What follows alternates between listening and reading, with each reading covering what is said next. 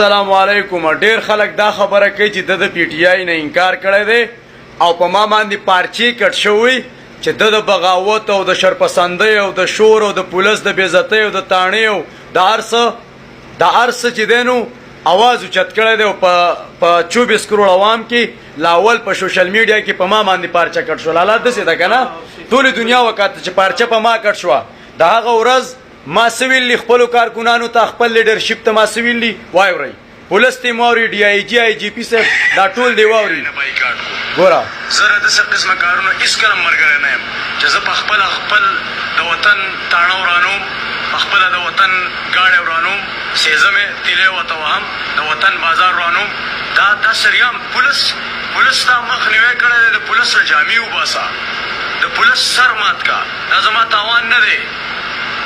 کم سړی ستا خلاف چلیږي د هغه کور وران کا. د تاسو راغلي یئ، تاسو زمونږ هغه هر څه خراب تراب کړو، هغې ته مورونه واچول چې د سړي زړه پې سوځي. دا زموږ زه د پی ټي آی نه بایکاټ. دا د پاکستان دپاره خبره وه او دا د پولیس جامې چې وې که نه نو دا ما هغه پولیس نه چې ټول پولیس، دا ما هغه پولیس چې کومو زمونږ حیادارې خویندې میاندې د سرونو نه راښکي، لوپټې ترې راښکي، د شپې ورځي لکه د شاعرخان افریدي لالا د هغې د پیملۍ هېڅ تعلق د کور والا نشته د سیاست څخه. خیال نه دی هغه راوباسي زنانه د جیل نه راوباسه او جیل ته ور واچو. هغه چې کوم کرپ لیډرشپ دی نور زمونږ په ماشاءالله پاکستان دی، دا زمونږ جنډه ده د توړ پوړ. ما په هغه ورځ ویلي چې زه هېڅ قسمه مرګستیا نه کوم. 4 ګنټې لایب زما سره پروت دی. ډي آی جي صاحب، آی جي پي صاحب قانون پیژنو، په قانون باندې چلیدلی یو. زه ستا شکرګزاره یم چې په ما باندې چا پارچه کټ کړو او هغه ته دغه علاقې نم بدل کو. صحیح ده، زه درته سلام کوم او زه د خیبر پښتونخوا پولیس هېڅکله هم د پنجاب د پولیسو په شان دی نه غواړم. ما د باندې همیشه فخر کړی دی. تاسو زما زړې زوړ ریکارډ وګورئ. 9 کاله دا جنډه زما سر ته وه. خو هغه خلکو ته دا ویم چې ډېرو خلکو دا ویلي چې د پارټي پرېښته.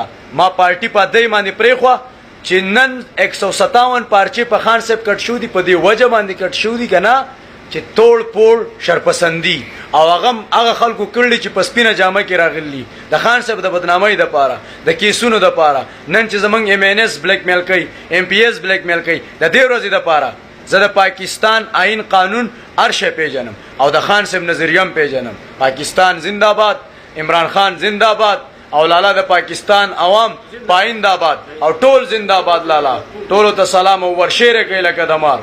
سلام علیکم.